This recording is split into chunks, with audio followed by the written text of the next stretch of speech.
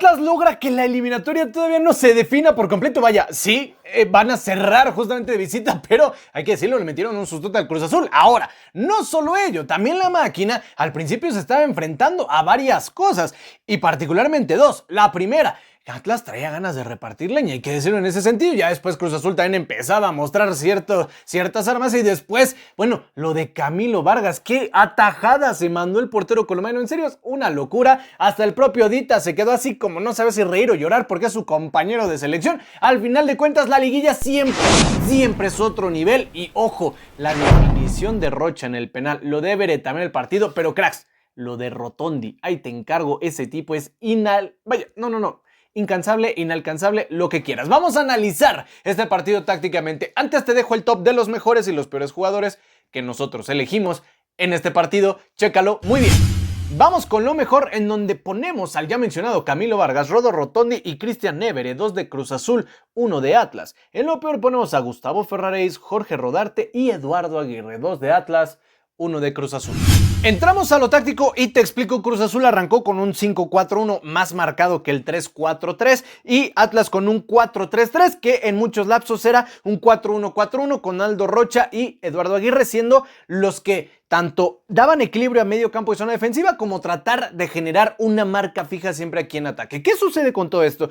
Que Cruz Azul era sensacional en un aspecto, particularmente en esta banda. El tema de Omar Campos y de Rotondi era sensacional. Rotondi como carrilero avanzando en paralelo con Paradela, y de igual manera tenías a los laterales, pero generando sí amplitud y relativa profundidad siempre y cuando interiorizaran y otra vez avanzarán. Pero para defender realmente era un clavadísimo 5-4-1. Atlas por su parte sí trataba de generar cierta amplitud, particularmente eso, amplitud, para tratar de incomodar el tránsito que Cruz Azul provoca con esos 5 carriles. ¿Qué sucede con todo esto? Que Atlas al principio sí fue táctica, si fue forma de jugar, no sé, pero sí buscaba ablandar a Cruz Azul porque, ok, llegaban a línea de fondo, trataban de generar ciertas llegadas y la presión era intensa. Aldo Rocha siempre trataba de fungir como ese jugador que formara triángulos defensivos con central y lateral, entre centrales de igual manera, con los contenciones, pero cracks, hay que decirlo, Rocha, Ramírez, Saldívar, González, todos traían ganas de repartirle al principio. Bueno, sí dejaron sus recuerditos. El tema es,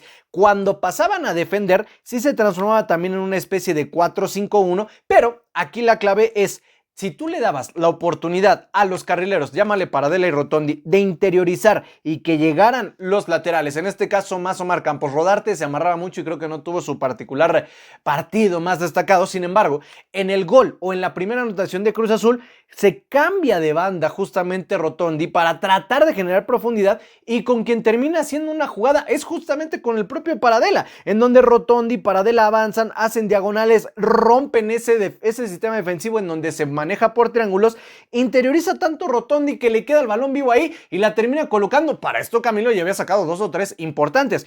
El tema es que jamás pudieron detener ese tipo de movimientos de los interiores, o mejor dicho, de los carrileros, para interiorizar el juego y de aquí buscar profundidad. Ahora, ¿por qué les funcionó tanto? Muy sencillo, por la pieza clave que fue Évere. El tipo jalaba marcas, abría las sagas, permitía que se rompieran líneas. Rocha no sabía si a quién marcar, si tratar de tapar la línea de pase o continuar la marca. Los contenciones también estaban perdidos, y el que terminó sumamente aislado fue el Mudo Aguirre. Cuando le llegaban balones, sí trataba de más o menos resistirlos, pero no podía contenerlo. También hay que decirlo, lo de García y lo de Dita, sensacional. Creo que Piovi hoy de los 3 centrales fue el más, quizá llamémoslo, el menos participativo, cuando menos. Entre él y Rodarte creo que en la saga fueron lo menos destacado. Sin embargo, lo de García y Dita lo hicieron bastante bien. ¿Qué sucede? La clave también aquí estuvo en Palavecino y de igual manera en el tema de Charly Rodríguez. Los dos recibían balones y de inmediato buscaban siempre buscar el pase al espacio y con cambios de frente. ¿Para qué? Para que esa línea de 5 que ponía Atlas en medio campo se tuviera que estar abriendo mucho. Para esto, cuando cae el penal de Atlas, en donde, ok, Rocha lo cobra de una manera sensacional, también Piovi, repito, por ese... Mire, sí desplaza al compañero. Ahora, que haya sido tan fuerte para que se haya caído así el jugador de Atlas, no. Pero al final de cuentas, también el colmillo y la maña es parte del juego. Y si el delantero de Atlas siente el recargón, lo va a buscar. Al final de cuentas, ahí está la jugada. Cosa similar a cuando también a Dita le iban agarrando el brazo, también ahí lo de Schlegel. También qué barbaridad, porque Pero bueno, ya ahí está, empatas, mejor dicho, este partido y te terminas, vaya, perjudicando hacia tu equipo. Es tristísimo. ¿Qué sucede? Que la clave también después fue cuando salió Marc Campos y empiezan a meter más mediocampistas. Entonces sí, se convierte en una especie de 3-4-3, pero ya tienes más aquí a Rodo Rotondi clavado y le das todavía más metros, ¿ok? Aquí sí empiezan a generarse ciertos espacios. Para esto también después, cuando entró Luca, Romero y demás, ya tenías el partido relativamente controlado y Atlas no le movía mucho a la táctica. Sí empezaba a generar un 4-1-4-1 para construir la jugada, pero si tú buscabas profundidad, rara vez la encontrabas, porque aquí hay que decirlo, la línea de 5 Wiki parece que lo tiene muy marcado. Sí, vamos, atacamos alegremente, pero en cuanto perdamos el balón, nos recuperamos a la línea de 5 y mientras el medio campo es el que hace el desgaste o tratar de retrasar la jugada. Esto naturalmente encerraba a los tres ejes de ataque hasta en 2 o 3 jugadores de marca, o sea, no se podía. ¿Y qué sucede con Atlas? Que empezaba a poner más intenso el juego. Sí, la entrada de Ponchito González sensacional, donde termina echando a toda la saga y mete el primer gol de Atlas. Ok, bien ahí, pero la situación es, no le encontró el modo. Ahora, ¿Cruz Azul se relajó demasiado? Sí, porque cuando ya tenía cierta ventaja, se echó, ya lo mencionamos, la línea de 5 muy marcada, la línea de 4 también, y el eje de ataque, ok, Évere era el que sabías que iba a correr por todos lados, le mandaras pases retrasados, pases larguísimos y demás, él iba a ir por ellos, es decir, se hizo un equipo muy compactito entre línea defensiva y medio campo, pero a Évere lo traías corriendo por todos lados. Ya después salió de cambio y ok, pero Atlas simplemente fue adelantando un poquito de líneas y cuando Cruz Azul trataba de atacar, ya le costaba mucho porque estaba muy lejos de la zona o del área de Camilo Vargas. Por ello, Atlas se fue acercando más, intensificaba más y por eso cayó también ese penal en donde Rocha lo definió muy bien,